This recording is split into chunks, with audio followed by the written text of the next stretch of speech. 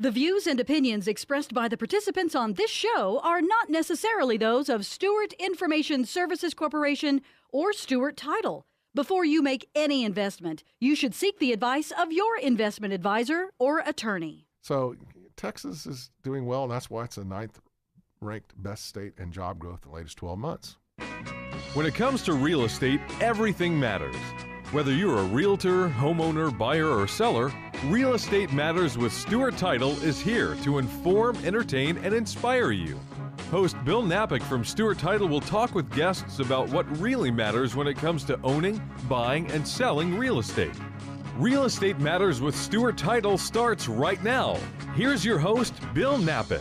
And welcome to the show, Real Estate Matters with Stewart Title. I am your host, Bill Napick, hosting the show and developing business sometimes at the same time. We are brought to you every week by Stewart Insurance and Risk Management, their president, Tom Carpentier. So whether you're listening here in Houston, Texas, the Woodlands, Dallas, Dana Point, California, anywhere else, we think you'll enjoy the show. We always have interesting guests. Today we have a very special guest. He is Dr. Ted C. Jones, Stewart Title's chief economist.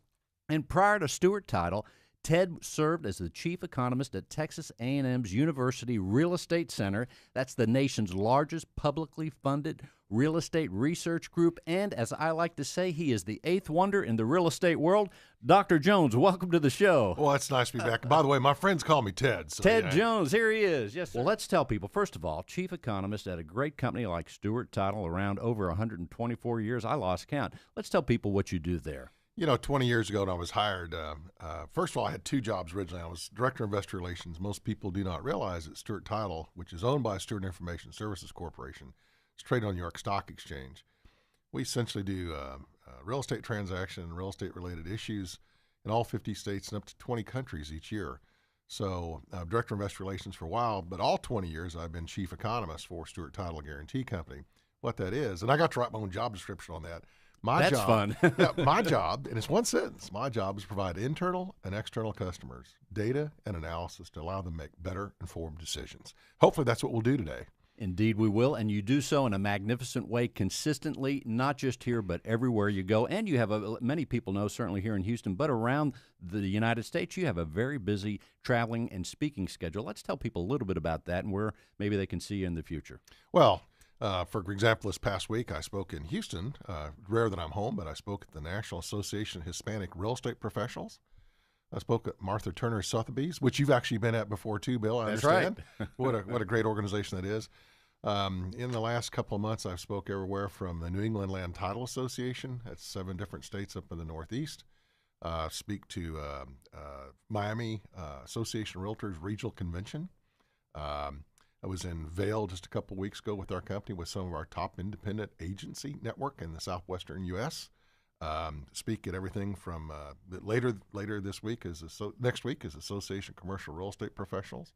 So a very varied group of people, everything from the realtors to the builders to chambers of commerce to developers to lenders. So it's a wide array of people. And what's interesting, too, you share so much great information as you have a passion for being an economist. And I know you're up in the wee hours of the morning looking at things, creating top 10 lists on your blog, which people can go to stewart.com. But also, as you are in these great places speaking, you are there also learning from these different markets. That's fascinating. You know, I've always said that if you want to talk real estate and you want to talk housing, I think the real estate agents that is active in the local market knows more about that market than anyone else, because they not only see the values. I'm an appraiser by trade.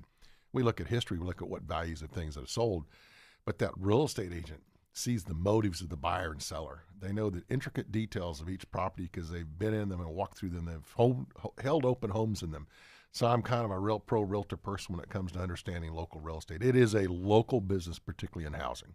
And let's first start with your observations right now of the Houston market for those local realtors and homeowners, buyers and sellers out there listening right now. What's going on in Houston? You know, the amazing thing is, and we're still sitting here today, I think this morning when I looked, and I do start at 4 in the morning. So, we're both early birds, yes. Yeah, it was mid $40 for West Texas Intermediate crude. We're only, 3.5 years ago, we were at $120 a barrel 4 years ago. The last oil downturn before this one, Houston lost almost 5% of its total jobs. That's the entire metropolitan statistical area. That's literally from Conroe to Galveston and as far on each direction if you want to look at that. This time, in this downturn, even though we're trading in those mid-40 range, we've actually, in the latest 12 months, added 51,000 net new jobs. Now, I'm going to brag here. Here in Houston. And that's the entire metropolitan statistical area of Houston, the Woodlands, and Sugar Land. And it includes also things like Galveston and Sure. all that type stuff. I'm going to brag here because my forecast for the year was 50,000. So I'm 1,000 off. That's not bad at all. Once again, on track. Jobs are everything. And of course, I've always said this. There's three kinds of people that do not need a job to purchase a home. They have gray hair, blue hair, or no hair. That means they're retirees. And so you really need jobs. And 51,000 isn't bad. Now, I'm going to talk a little bit about Houston in contrast to the U.S. Our job growth rate in the last 12 months was 1.7%, 1.70%. The U.S. is 1.55%. Houston, even though oil is below $50 a barrel, is still growing jobs at a 10% greater pace than the U.S. overall. And so that's, if you think about it, that's equating into housing sales. So what I did is I took a look at the 5 major counties of the Houston metropolitan statistical area: Brazoria County, Fort Bend, Harris, and Montgomery, Galveston. And if you look below $500,000, in the first 6 months this year, the Houston Association of Realtors, through their multiple listing service system, sold 33,137 closings, single-family homes. That's a 5.9% increase from last year. If you look at the last 4 years, and remember in 2014, we had $120 barrel oil till June. In 2014, we only sold 30,000, less than 30,800. So we're up 5.9% year over year. So we actually sold in the first 6 months this year more single-family homes below $500,000 than any time in history. So then let's just kind of ratchet up that scale and let's look at the next interval. And if you go from $500,000 to just below 750,000, we sold 2,096. Again, that's the most we've sold ever in that first 6 month period. That's up 9 ever. It's up 9.5%. In June of this year, just for the month of June, the Houston Association of Realtors sold more homes than any time in history for any month. Astounding. So people keep telling me, well, when's the economy going to come back? And I'm telling them, well, evidently it already has, yeah. And then let's ratchet up to $750,000 to $999,999. We sold 657. Again, that's an all-time record in single-family homes. That's up 20%, slightly more than 20% from a year ago, 657. And then if you look at $1 million and up, we closed 758 transactions in those 5 major Houston counties. Again, that's the most ever. So, and the nice thing is, what's really good about that, in the first 3 months this year, our high-end markets were very soft. We just didn't have a lot of activity there. And a lot of people are now saying, you know what, and there's a reason for it. We'll talk about it later. Why is the economy doing so good at mid-$40 barrel oil? And we'll talk about that. Now, if you want to talk about townhouse condos, because and you have to realize this, townhouse condos make up, and I'm not going to include mid-rise and high-rise. We're going to include condos that are like 3-4 stories or less. That makes up about 10% of the total housing sales in Houston. We're a single-family town. We like everything's big in Texas, including our houses, including our yards and what have you. But again, in every one of those price ranges, below $500,000, that was up 4.1%, all-time record. Below, from $500,000 to just below $750,000, we're up 41.9% from a year ago on townhouse condos. That's an all-time record. From $750,000 to $999,999, we closed 23 of those. The previous highs were in 15 and 16 when we closed 21. In 2014, when oil was $100, $120 a barrel for half the year, we only closed 19. And the only one that didn't beat the all-time record, at least on townhouse condos, was we only closed 6 of those above $1 million in the first half this year versus 8 in 2014.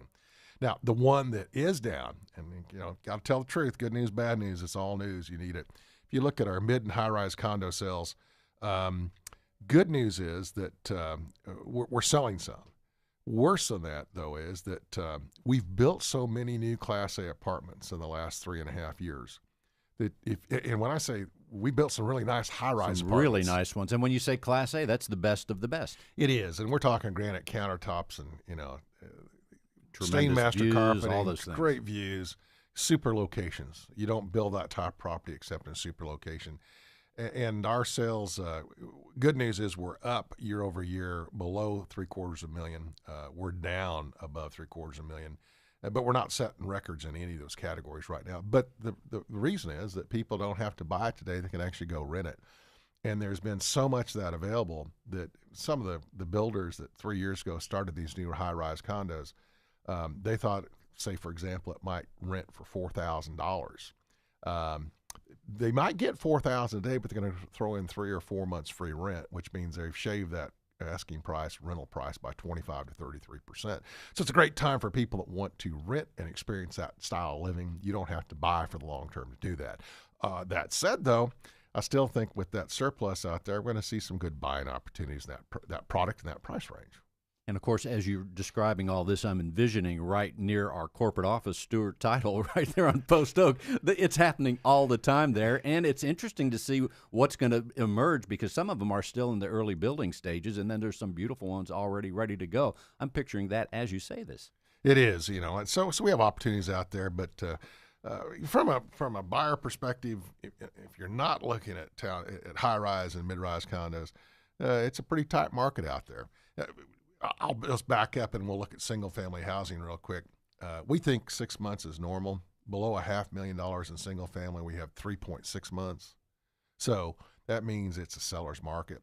If you look at $500,000 to $750,000, we have 8.3 months. We have roughly 10 months in the $750,000, but we've always had more months inventory in the more expensive things. And even at $1 million up single-family homes in those 5 counties, we have less than 12 months. It's 11.6 months. So if you look at condos below $500,000, we have 4 months. Now, the mid-rise, high-rise condos, we're at 8.4 months. So, again, months inventory.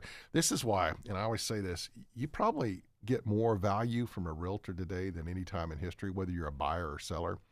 Because when you have a shortage of inventory, like we do in single-family and our townhouse condos, or you have a surplus inventory, like we do in our mid-rise, high-rise, because of the Class A apartment construction, which is a substitute property, you really need that informed, seasoned veteran to advise you if you're listing your property for sale, what do I need to do to change it? Do I declutter it? Do I need to paint? Do I need to do this? Or if you're a buyer, they may be asking this, but what can I get it for?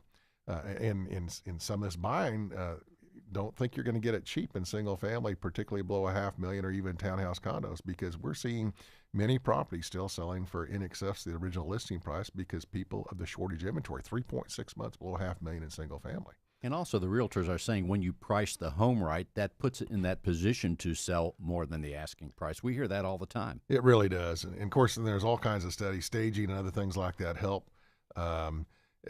Intriguing that that's where your consummate real estate professional, that realtor, can really help you with that. And I would say, too, I think it's very interesting if you're buying or selling to look at HAR.com. Even look at the price range that you're not in. For example, I did this the other day looking at homes that are $5-6 million, which I'll never buy, but it's interesting to see how they present that product. And even when you see that, you see staging faux pas that are taking place. So you're saying, like, wait a second. But you can learn from everything on that HAR. As I mentioned earlier this week, I spoke at Sotheby's at their group meeting, and for the first time ever, I saw a digital staging in photographs where the house is actually empty. And yet, if you go to HAR.com and you look at the pictures online, it'll show you what that would look like with furniture in it. So technology is very, very important in our play, but that personal realtor's touch is so important in negotiations on price. Very interesting. We are talking to Ted C. Jones, Chief Economist at Stewart Title. Also, Ted, what are some of the other things for realtors that are listening? Give them another word about the Houston market and some of the things that they should know as they serve buyers and sellers every day. You know, we've had this year, one of the major trends we're seeing is, and it had disappeared since 2008, and we've seen it for the last 12 months. We've seen a resurgence of the first-time home buyer coming back to the marketplace, not just in Houston, but nationwide. Again, one of the events I was at this week, one of the home builders said they had started 100 spec homes and sold them all.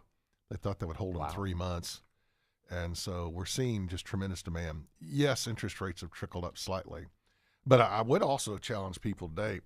Last year, the typical home seller that sold their home in 2016 had owned that home 7.88 years. so less than 8 years.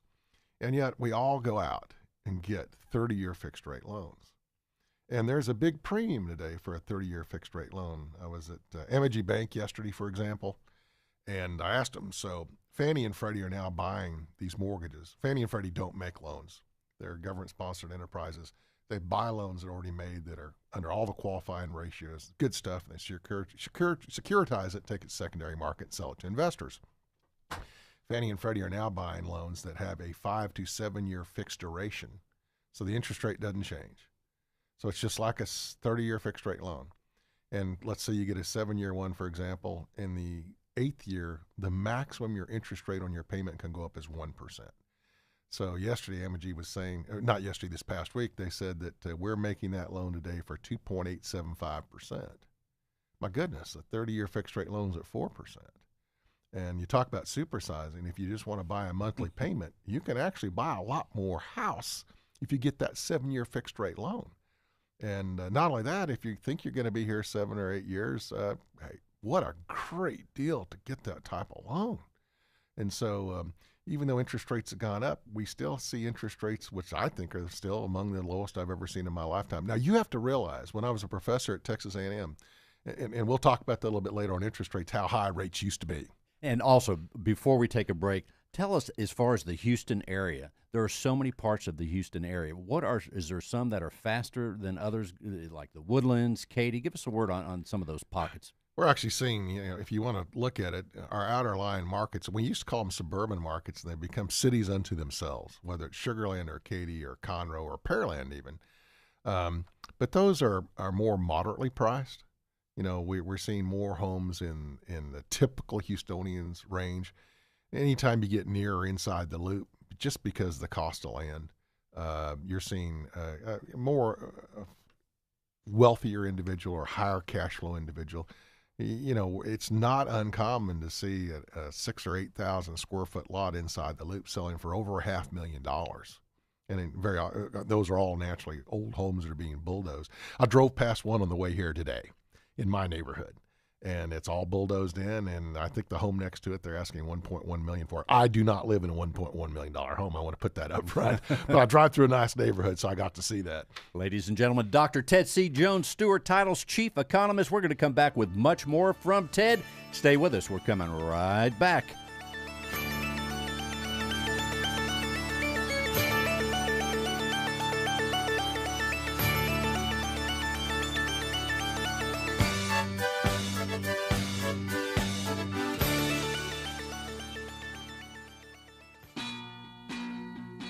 Stewart Title has been serving Texas for over 120 years. A Texas treasure, Stewart Title's longevity is a testimony to superior service, innovation, and knowing what their customers want. Recent surveys show that 92% of respondents want secure online tracking tools to help them during the closing process. Stewart Title offers the most robust and secure system to track transactions online available today. To learn more, contact Stewart Title at one of their many offices around the city. Stewart Title, online at Stewart.com. That's STEWART.com.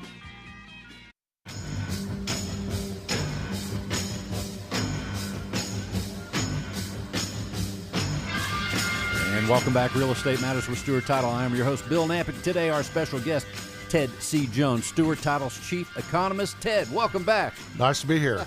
So let's keep talking real estate, Houston, and everything else, and the nation even. Our first segment, we talked about Houston, the conditions, what you're seeing right now. Let's take a broader look, because you're all over and studying everything going on in the country and even beyond. What's going on outside of Houston? So first of all, we'll just talk the nation. Wall Street is very upbeat about the economy because since the election, the stock market's gone up. Interest rates have gone up. They've gone up because they believe that the reduction in regulations, the incentives to do business in the U.S. will actually stimulate growth within the country and create jobs. As always, I say jobs are absolutely everything. Now, that said, our job growth in the latest 12 months, ending June of this year, is 1.55%. That's kind of tepid, believe it or not. And we've in the latest 12 months, we added 2.238 million net new jobs. I'm going to rewind back to the 12 months ending February 2015. We added almost 3.2 million net new jobs. So you can see we're not performing at the level we should. But I expect that this job growth rate will grow. Now, one of the questions I always get, but we're heading to a recession, aren't we, Ted? And the answer is, I don't see that at all.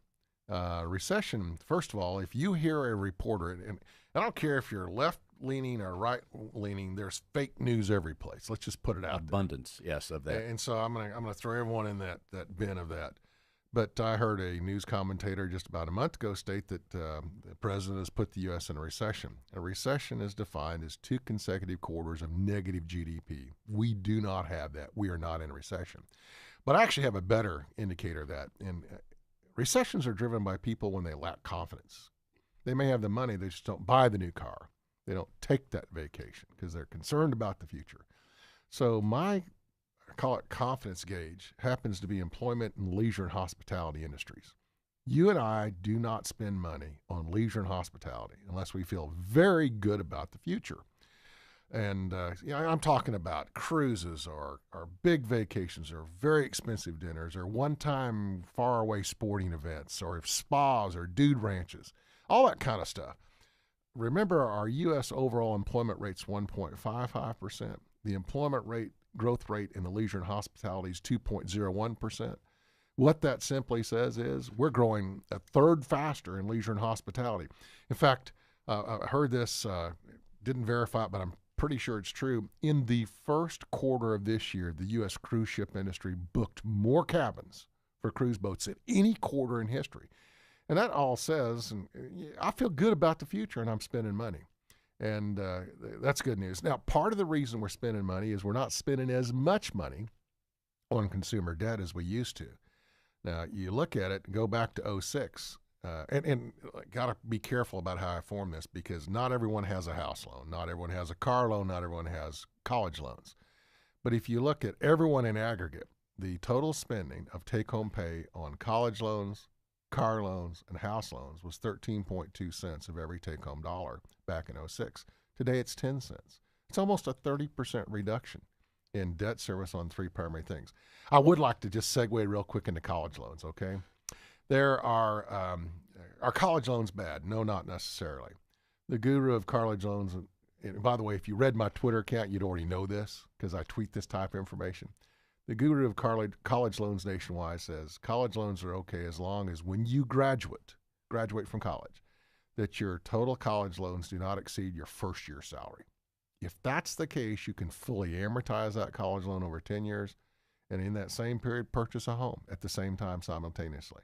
So we have 2 groups of people that are in trouble on college loans. The first group is the group of people that have college loan debt and they never got the degree.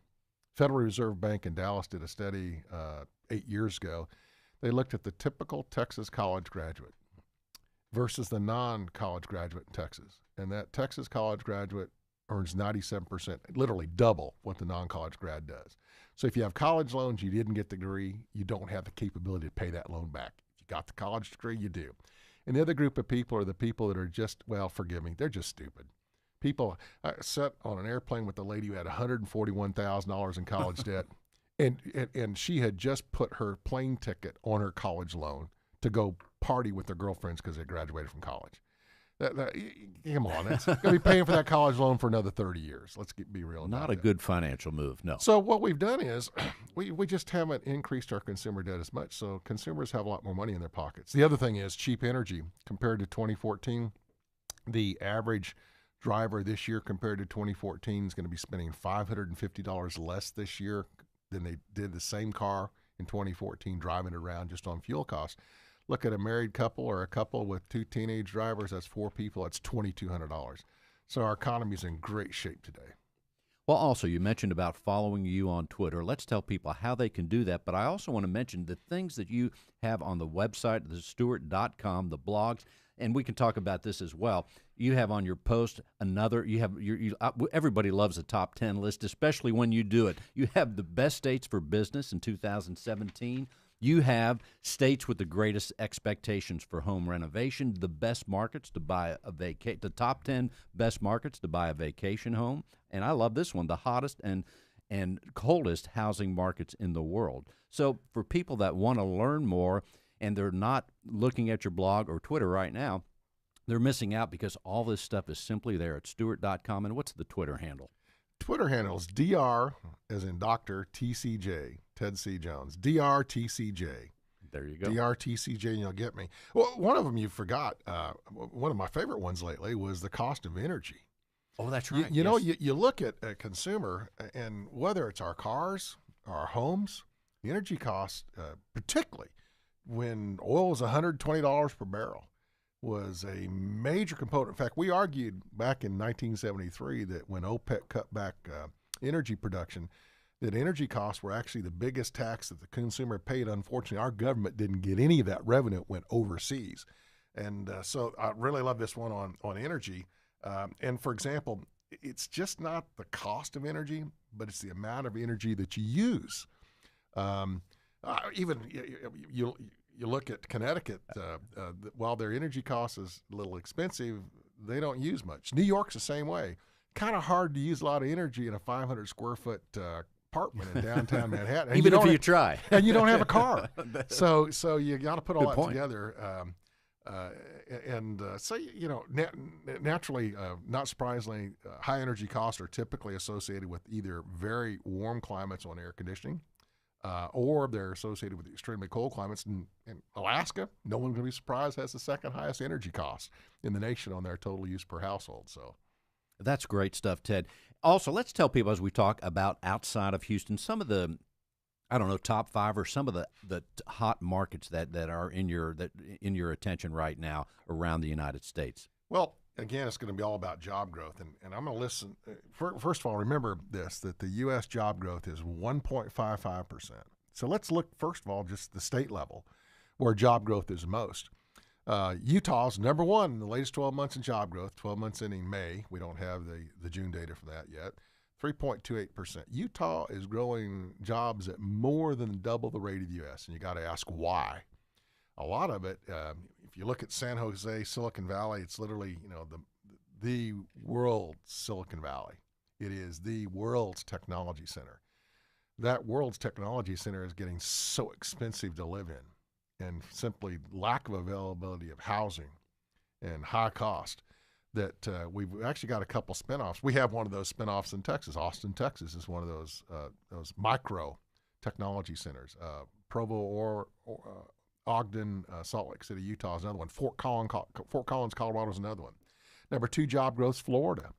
Why is Florida doing so well? The Tax Foundation each year, but you'd know this if you read my blog, Tax Foundation each year ranks all 50 states based on 5 taxes: corporate income tax, personal income tax, retail sales tax, unemployment tax, and property tax. Florida is the 4th best place to do business with in the entire United States. Now, business environment-wise, number 1, 2, and 3, no one's going to probably relocate a typical business there. They happen to be Wyoming, South Dakota, and Alaska.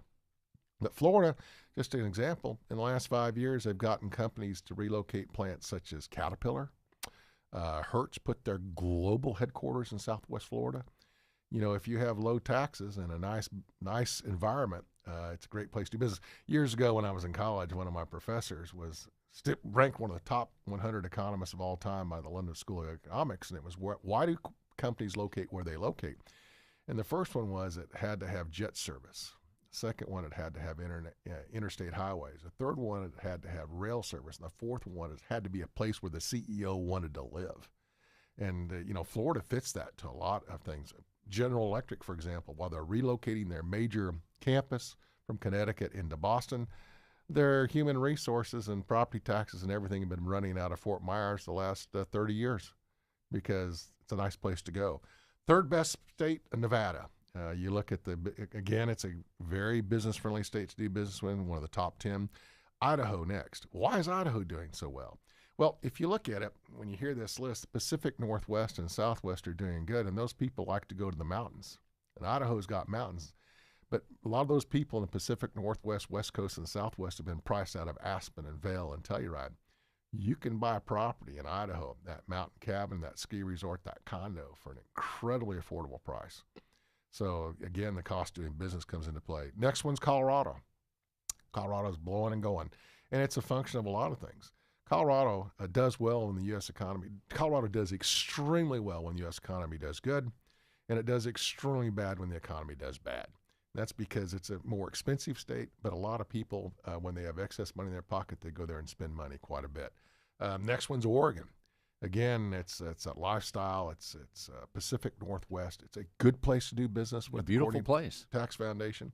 Georgia is another one, and Georgia's really just coming back into its own. To me, it's one of the last states to recover from the housing bubble.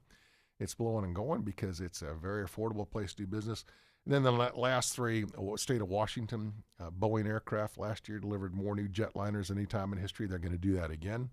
Number 9 of the top 10 is Texas. This is phenomenal. 3 years ago when oil prices fell, just didn't impact Houston. It impacted everything in West Texas and even up in Fort Worth on oil and gas exploration. We are now 9th best in the country. We were at the bottom of the 3rd middle group at literally 3 years ago.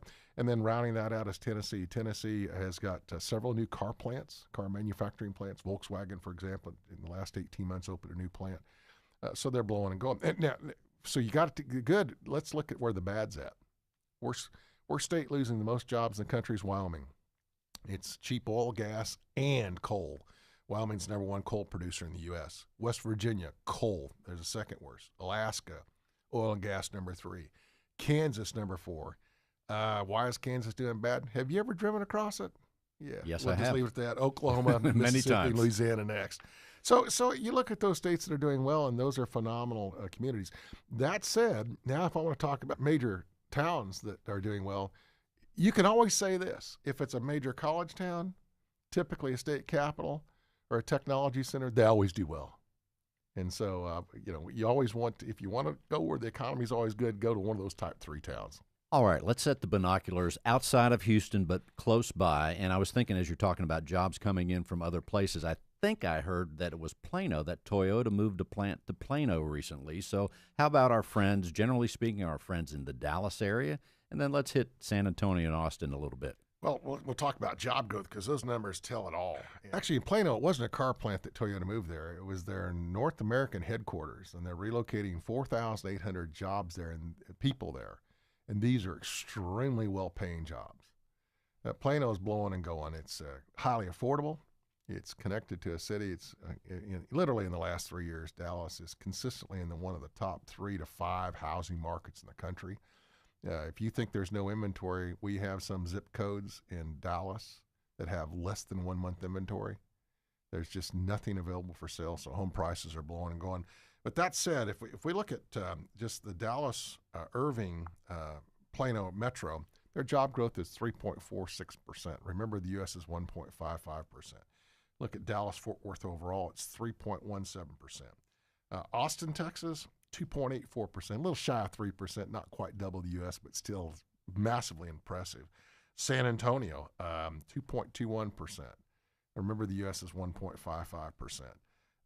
So, these major Texas cities are doing extremely well. El Paso, for example, 2.72%. So Texas is doing well, and that's why it's the 9th ranked best state in job growth in the latest 12 months. It is a great state, and I would think that if someone were to talk to you outside of Houston and they would say, someone, let's say, right out of college, and they said, Ted, should I move to Texas? or if they said, Ted, what state should I move to if I want to get a good job? I know it's a general question, but what would you say? Well, as an economist, here's my rule. I cannot live in a state that has a state income tax. I'll drink to that. So that narrows it down to about 10 of them. So Texas, Florida, Tennessee come to mind real quick. There you go. No doubt about that. Also, let's talk a little bit about, back to Houston. People, I hear different statistics about the amount of people coming to Houston on a regular basis. They're arriving with a new job or looking for jobs. Give us a feel for those that are relocating to Houston, whether they have a job or not. Do you know the numbers, or what's the feel there? I don't know the numbers, but I actually wrote a blog on it this year, and it was featuring U-Haul. And even though, and you can go see it, and if you don't remember Stewart.com, just Google Jones on Real Estate. It will take you to Stewart.com. Jones on Real Estate is my blog name. But Houston, despite even then we were having tepid job growth about 6 months ago when I wrote this blog, we were still the number 1 destination for people on one-way truck rentals across the entire United States of America. So if you want to see where things are happening, either look at the big major line moving companies or things such as U-Haul, and they'll tell you where things are happening real quick.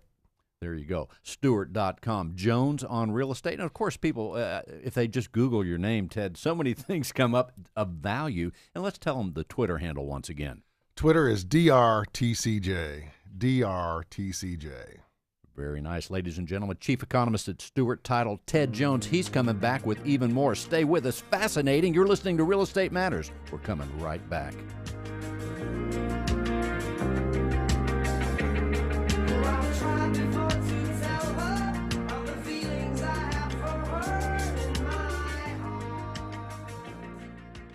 Most people don't know that Stewart offers business, home, and auto insurance. In fact, Stewart Insurance and Risk Management has been doing that and more for over 10 years. And they partner with many leading insurance companies to offer great rates. They're a national insurance agency operating in all 50 states, delivering a broad range of insurance products. Whether you need a home insurance quote for a client's home closing or your own insurance needs, you can count on them. Call 866-845-4676. That's 866-845-4676. Stewart Insurance and Risk Management is here to help.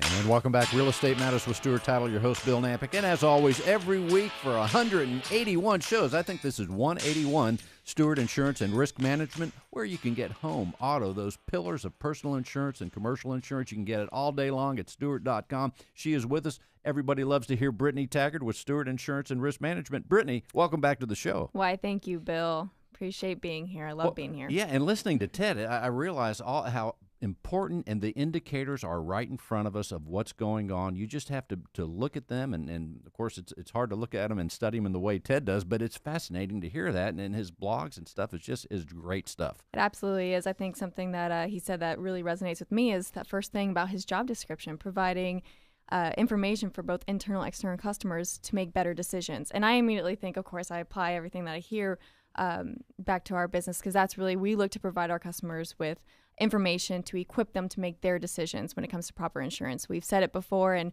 proper insurance is very different for everybody. So that's definitely something that we look to do, is provide insurance or information for people to make proper decisions for their insurance. And also, as I said, Brittany, people think about Stewart Title. We're glad that they do, and we appreciate their business so much for all these many years, not just in Houston, but around the United States. However, every once in a while, people forget that we don't just have title insurance, but they can get their home. Like I have my home insurance with the Stewart Insurance and Risk Management, home, auto, flood insurance, umbrella policies. And if you're a broker, certainly that broker E&O, you guys are specialists in all those things and more. Yeah, I think the specific thing that you said is that describes us as being specialists. So for those who don't know, our company is Stewart Insurance and Risk Management. We are owned by Stewart Title Company, which is a real estate services company. So naturally, Stewart Insurance and Risk Management focuses within the real estate industry. So when you mention home insurance, that really is our lead-in, because we help home buyers who are going through that real estate transaction. That's our main focus, is to really help those individuals. And we have the auto, we have the flood, the wind, everything else that you need when it comes to your personal insurance. And then on the business side, for the business insurance, we insure those who operate within the real estate industry. Like you mentioned, the real estate brokers, the title and attorney agents, lenders, people like that who operate within real estate. And the beauty is that you don't just have the insurance, because a lot of people have the insurance, a lot of companies out there, they have the insurance, but you help in a great way of navigating the individual through the process, answering the questions that they didn't even ask to give them a better experience and to give them better coverage, and many times they'll save money. We were just talking about it today, actually, how much the entire industry is moving towards online, which is amazing. People like to do business sometimes online, but that off-ramp will always be there. People will always want to talk to an individual, especially when it comes to topics such as insurance, when they're so sometimes complicated. There's many moving parts. People do want to talk to a knowledgeable professional. And for insurance, for our company, that's where we will always look to specialize. Robots really can't replace that human just yet, at least possibly in our lifetime. I don't think we're underestimating it, but to really mimic talking with a person, there's so many nuances that would have to be coded that it's not going away anytime soon, we believe. And insurance is only complicated if you read the policy. I mean, that's why we do it. That's why I ask when I talk about my home insurance or possibly buying that second vacation home, I say, okay, tell me what I need to know because I'm not going to read this policy. I don't want to. It's just too tedious. A good insurance agent will take the complicated and make it simple for their customers. Exactly. So you can really explain the components of what is home insurance really supposed to insure you for. And having somebody to be able to lay that out for you very simply so you can make an informed decision. Again, just getting that information in a simplified way to make an informed decision. Say that again, please. A good insurance agent is going to make the complicated simple. Indeed. And I want to give the hats off. I talked to one of your associates there, Jamie, who did a tremendous job of serving me as I had a question. He answered it and gave me information that I didn't even know to ask. Also, Brittany, let's tell people again how they can reach out. Possibly they want to get a quote on their home, auto, or anything else. Well, like I mentioned, we do like to speak with our customers. We just provide a better experience that way. So you can reach us at 866-845-4676. You can always find us on Stewart.com. And I know we've been talking about Twitter as well. So our Twitter handle is @InsureRisk. And the number, again, just a little bit slower. 866-845-4676. All right. Brittany Taggart. And, of course, go to Stewart.com. It is a site well done. Our marketing team does a tremendous site on our website, not just having the full archives of all of our shows, but presenting the insurance on the very first page as they hover over insurance on Stewart.com. It has all of Ted's blogs and so much more. Ladies and gentlemen, Brittany Taggart. One more time, that phone number, Brittany? That phone number is 866-845-4676. Thank you so much. You are listening to Real Estate Matters. That was Brittany Taggart. We're coming back with Dr. Ted C. Jones of Stewart Title. More fascinating information on what makes the real estate market tick, what makes jobs tick, and everything else. We're coming right back. Stay with us.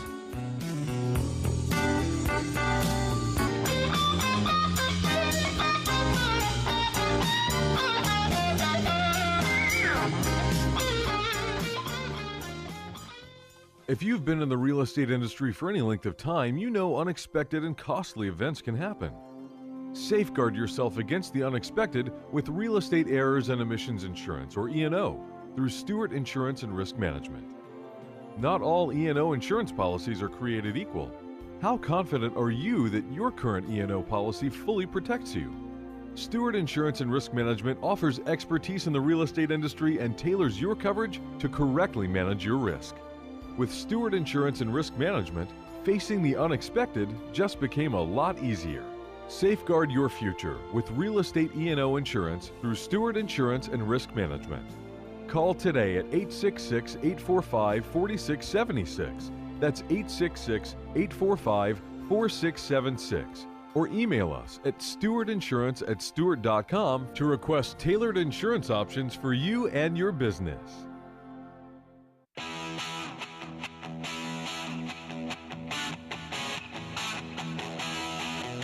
And welcome back. Real Estate Matters with Stewart Title. Your host, Bill Napick, here with Ted C. Jones, Stewart Title's chief economist. Even more information awaits. Ted, welcome back. Greetings again. Honored to be here. Well, let's talk about a few things. First of all, I want to hit, you have some acronyms out there, but I love, as I was reading your blog last night at 3 in the morning, it came across, there is no such thing as a national real estate market.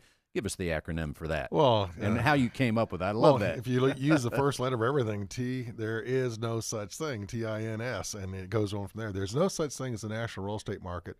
There's no such thing as a national economy.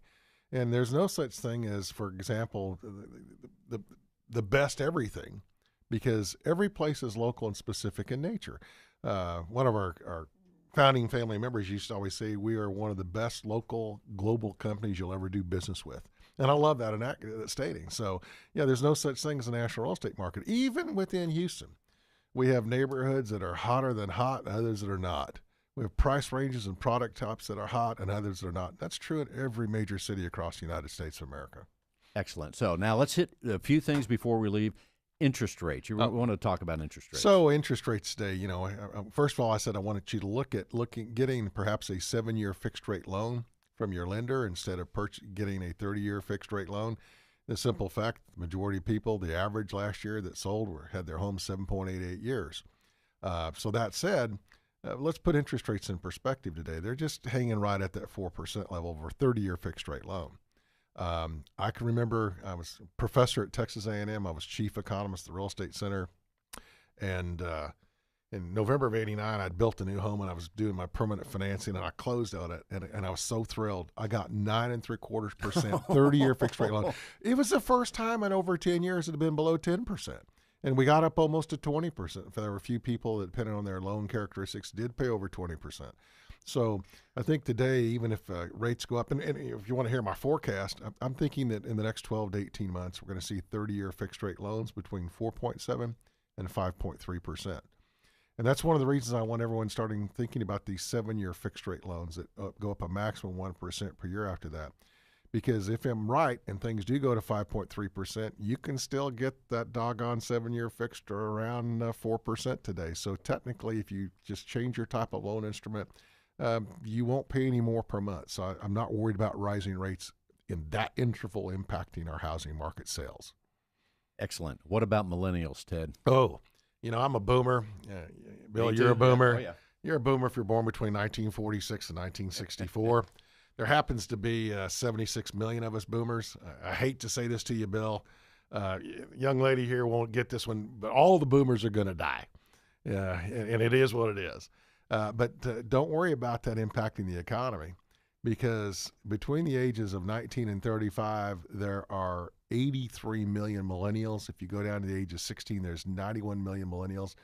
Last year, even though the most common age of millennials today is now 25, then 24, then 26, the most common age of the first-time home buyer is 31. But last year, despite millennials as a group being way too young to buy their first home, they became the #1 home buying segment in the United States of America. And we're just starting. That goes on for another 14 years. That said, if you're dealing with millennials, we got to start communicating a little differently. They still speak English, don't get me wrong. But a neat study done right at a year ago, Open Market, surveyed 500 millennials. And of course, you and I call our little thing a cell phone, our phone. And millennials very often call it their device because to them it does a lot more than a talk function. So Open Market asked these 500 millennials, would you mind losing the phone function of your device? And 75% said, no problem. Now, you and I would feel naked if we didn't have our cell phone function on the device. It all started with that. 76% of the millennials in that same survey said they prefer texting to talking. I'm sitting in meetings today, and I was had my phone rung, it had been disruptive, and yet I was able to resolve an issue texting. And then this is the one that's a gotcha, and this is how we need to start thinking differently and communicating differently with millennials. 19% stated they never, ever checked their voicemail. So let's say that you're a realtor or a lender that's doing a closing with a millennial, and you leave them a voice message about, you got to do this before we get there, and by the way, the closing has been moved to this time or date. You're literally going to have 1 out of 5 odds that person's not going to close that transaction because they're not going to check their voicemail. So again, we need to start talking about tweeting and texting and Snapchatting and other issues like that. So y'all need to pick up my Twitter at DRTCJ. So millennials is a big one. And the other one, of course, millennials literally for the next 2 decades will be our largest growth market. But within that, I want to look at the largest ethnic growing demographic in the United States of America, and that's Hispanics. There was a really neat study that was done. It came out, it was released by the National Association of Hispanic Real Estate Professionals. They called it their Hispanic Wealth Project. Just get a few of these numbers. Hispanics accounted for 76.4% of the total labor force growth in the United States from 2010 to 2016. They don't make up 30% of our population, but they accounted for 3/4 of our job growth. Nearly 6 in 10 Hispanics are millennials or younger. So first of all, they're a ethnic group that's not even into their maximum earning capacity. In fact, they're not even into their first job capacity, if you think about that. Home ownership. Between 2015 and 2016, the U.S. home ownership rate dropped from 63.7% to 63.4%. Hispanic home ownership rate among Hispanics went from 45.6% to 46%. 52% of Hispanics will account for 52% of all new homeowners between 2010 and 2030. That's half. They're not half the population yet. You understand that they're catching up from behind because they're young. They're just entering their home buying age. And if you look, since 2010, Hispanics have accounted for 60% of the total homeownership growth up to now. And then lastly, in 2016, we had 7.3 million Hispanic households that own their homes. Just from 2015 to 2016, we had 209,000 new household creations. And literally in that just 1 year period, they accounted for 74.9%. Very explosive growth market. So in Texas, we're going to be blessed in growth for the next multiple decades, both by millennials and Hispanics, because they're just going to be entering their real economic stages of their life. And that's going to be massive demands on housing. They're going to fill a lot of jobs. And of course, our trick is to make sure that we have one of the best educated workforces in the country. And as always, people can look at you on Stewart.com, follow your blog there, Twitter, DRTCJ. Also, before we close the show, Ted, what about food? Now, we always like to touch a little bit. We have here in Houston, and there's many great restaurants all over the world, but Houston, what are you thinking about culinary-wise, and what restaurants have you been hitting lately, and what have you been ordering? All right, so very important. We're a big fish fan, and because of dietary issues with family members, celiac and what have you on some family members, we've got to go to a restaurant we can trust. And I guarantee you cannot have any bad issues at either Landry's or Papa's, both Houston-based companies. Phenomenal seafood on both of them. I will match their food to anyone across the country. Yet we still have a lot of local mom and pops barbecue pizzatolas. If you haven't been to pizzatolas, you ought to give it a try. It's very unique. We just have so many great places in this town to eat. If I started naming them, we'd be another hour and a half. Exactly. In fact, I do want to shout out to my good buddy Johnny Karabu, who I got to talk to. I mean, the story that as far as Houston, it's tied in, but great restaurants, great food all the time at Karaba's there at all his restaurants. But it's exciting. Not just great food in Houston at these restaurants, such as Karaba's, one of my favorites too. But we get a lot of bang for the buck. Oh, yeah. A lot of these are white linen table dining things. I guarantee if you go to New York City, it's double that and the food's not as good. Go to L.A., it's double that and the food's not as good. So I think we're blessed to live in Houston on the food side. Yeah. Now, my favorite meal I've had in the last 3 months, it's a little place up the coast in Kennebunkport. It's called Mabel's Lobster Claw. Oh, man, that sounds great. And, in fact, they don't even put the lobsters in the refrigerator because there's a boat that pulls up next to them and this boat dock next to it, and they go straight into the pot and straight on your plate. And it's a bargain to eat there if you all ever want the best lobster in the world. Mabel's Lobster Claw in Kennebunkport. I'm on my way after the show. Ted, with the last minute, what else should people know? Anything. It's a great time to live in Houston. It's a great time to live in Texas. One of the nice things is we're reducing regulatory issues across the U.S. That's going to help small business. Remember this, small business is accountable for 70% of all net job growth over the last 3 decades. Anything we can do to help them is going to be good news.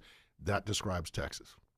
Ladies and gentlemen, Dr. Ted C. Jones, our friend, and we are so blessed to have Ted on the team at Stewart Title for these many years, serving real estate professionals, serving us internally as well. Thank you so much for listening to Real Estate Matters with Stewart Title, even though the show is ending at the time of broadcast, but it never really ends because it is Real Estate Matters on demand when you go to Stewart.com/Houston. Again, Stewart.com/Houston, and you could always see Ted Jones on Stewart.com. Follow his blogs, Twitter, DRTCJ. Thank you, Brittany Taggart, Tom Carpentier, Matt Morris, and we will see you next week. Go to Stewart.com/Houston. Thanks for listening, everybody.